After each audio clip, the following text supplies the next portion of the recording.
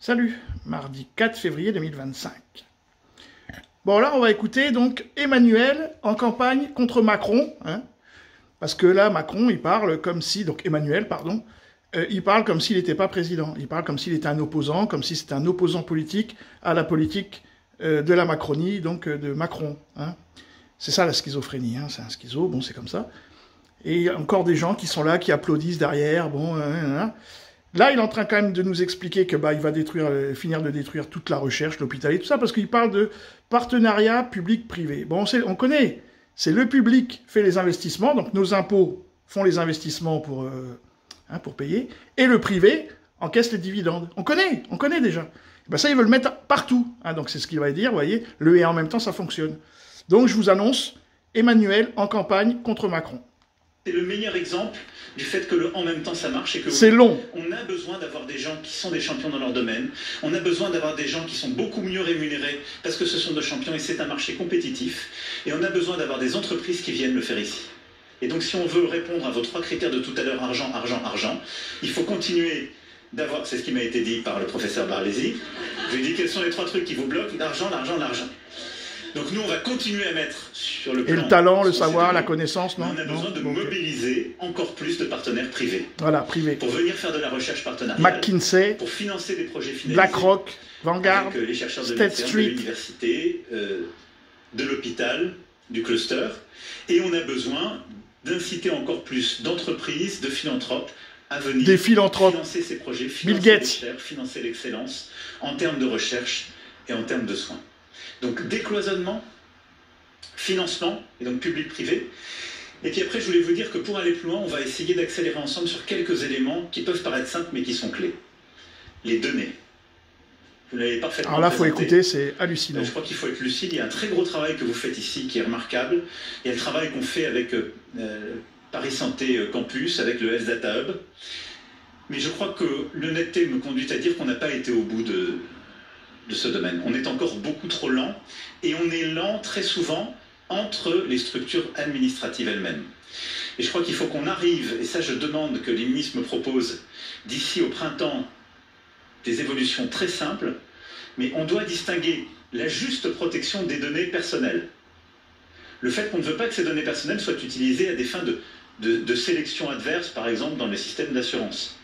Mais une utilisation beaucoup plus simple pour les permettre, pour qu'elles soient mobilisées par la recherche, et en particulier des unités comme la vôtre, parce que c'est ce qui va permettre de faire des percées beaucoup plus rapidement. Et donc, on a des trésors de données, de la CNAM à l'INSERM, en passant par nos hôpitaux. On a un système plutôt centralisé, on a mis des unités en place, il faut qu'on aille beaucoup plus vite. Donc simplifier le cadre français et européen, mais déjà français, d'utilisation des données, tout ce qu'on peut faire même sans la loi, on va le faire très vite. La deuxième chose, ce sont nos essais cliniques. Je ne peux pas continuer d'entendre. On a beaucoup amélioré les choses à un moment donné. On avait fait nos fast track 2017-2020. On a fait, et je remercie vraiment l'ANSM, la Haute Autorité de Santé, nos ARS, qui avaient fait un travail remarquable pendant le Covid. On avait cassé tous les délais. Ah bah oui, ça c'est sûr. On est un peu reparti. On a vu le résultat. Et donc, on ne peut pas se dire qu'on a des essais cliniques qui sont faits en Espagne ou en Allemagne, juste pour des questions administratives. Ça, c'est de la folie. Et donc là, de la même manière, je veux qu'on corrige ça et qu'on s'aligne sur les meilleurs en Europe. C'est pas compliqué, on est normalement tous dans le même système. Voire qu'on essaie même de faire mieux, parce que c'est un élément de compétitivité pour notre système.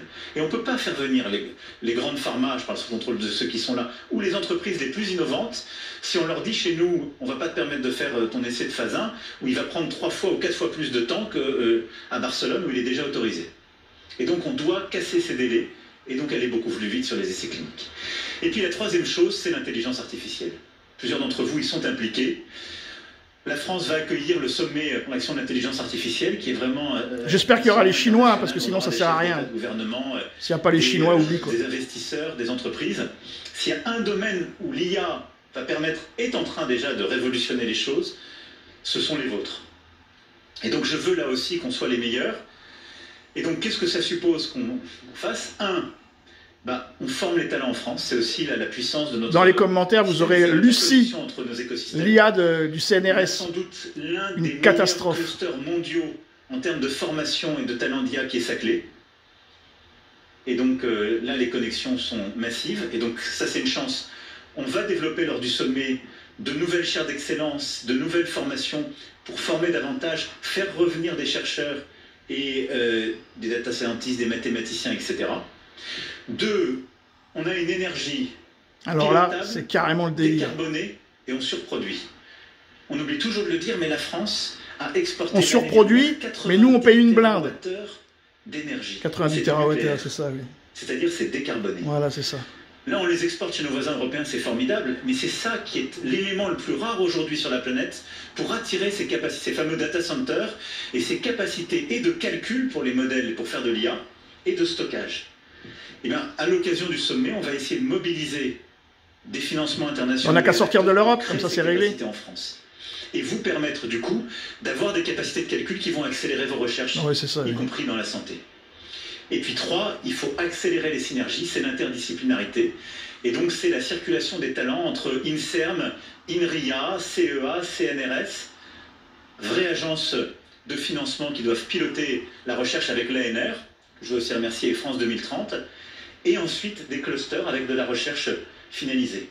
Et donc l'IA mise sur un écosystème de recherche et de soins comme le vôtre, ça va être des opportunités, c'est des espérances de vie et des traitements, c'est du gain de chance pour des patients, c'est des années de recherche gagnées pour les chercheurs, c'est un changement des conditions de travail pour les soignants. Et donc je veux véritablement qu'on mette ce sommet d'action de l'intelligence artificielle au service de la médecine, de la recherche en sciences du vivant, et ça sera le but de la semaine prochaine.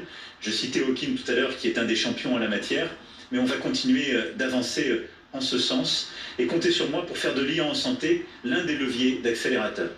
Ah ouais, on compte sur toi. Surtout que ça fait 8 ans que tu es là, donc au cas où, on avait oublié. Hein. Il ment tout le temps, hein, s'il n'y a pas les Chinois ou au moins les Russes, en intelligence artificielle, ça ne sert à rien, puisque les Américains sont dépassés. Donc il faut revenir dans la réalité. Donc Macron fait du Macron, c'est-à-dire il aime bien parler de lui, il aime bien, voilà, il est entouré. C'est insupportable, quoi. Je veux dire, en tout cas, les Français, vous méritez ce qui vous arrive, parce que personne ne le contredit, tout le monde est là à lui lécher les boules et à lui renifler l'arrêt, quoi. Va continuer, hein, que je vous dise. Salut les amis!